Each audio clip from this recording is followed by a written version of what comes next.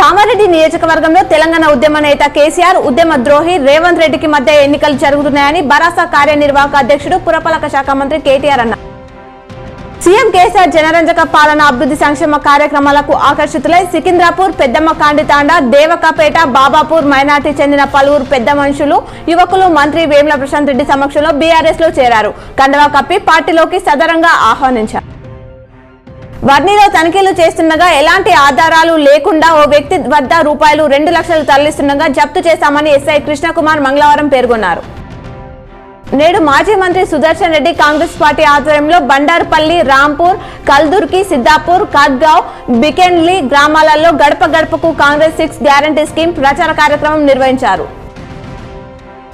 నగరంలోని జనార్దన గార్డెన్ లో జరిగిన మాలల ఆత్మీయ సమ్మేళనంలో అర్బన్ ఎమ్మెల్యే బిగాల పాల్గొన్నారు. మాల కులస్తుల అభివృద్ధికి కృషి చేస్తానన్నారు.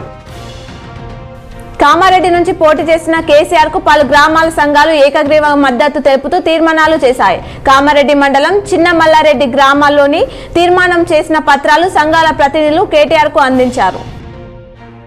నగరంలోని R&B గెస్ట్ హౌస్ లో IAS సీనియర్ అధికారి, రాష్ట్ర ఎన్నికల కమిషనర్ పార్థసారథికి జిల్లా కలెక్టర్ రాజీవ్ గాంధీ హనుమంత్, సిపి కల్మేశ్వర్ గౌరవ వందనం సమర్పించారు.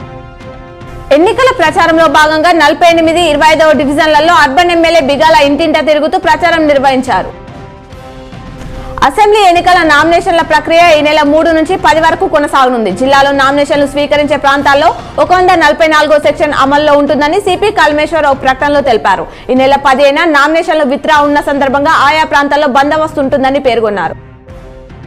నందిపేట్ మండల కాంగ్రెస్ పార్టీ మాజీ అధ్యక్షుడు నర్సాగౌడ్ బీఆర్ఎస్ ప్రభుత్వం ముఖ్యమంత్రి కేసీఆర్ అభివృద్ధి చేసిన సంక్షేమ పథకాలకు ఆకర్షితులై ఆర్మూర్ ఎమ్మెల్యే జీవన్ రెడ్డి సమక్షంలో బీఆర్ఎస్ పార్టీలో చేరారు.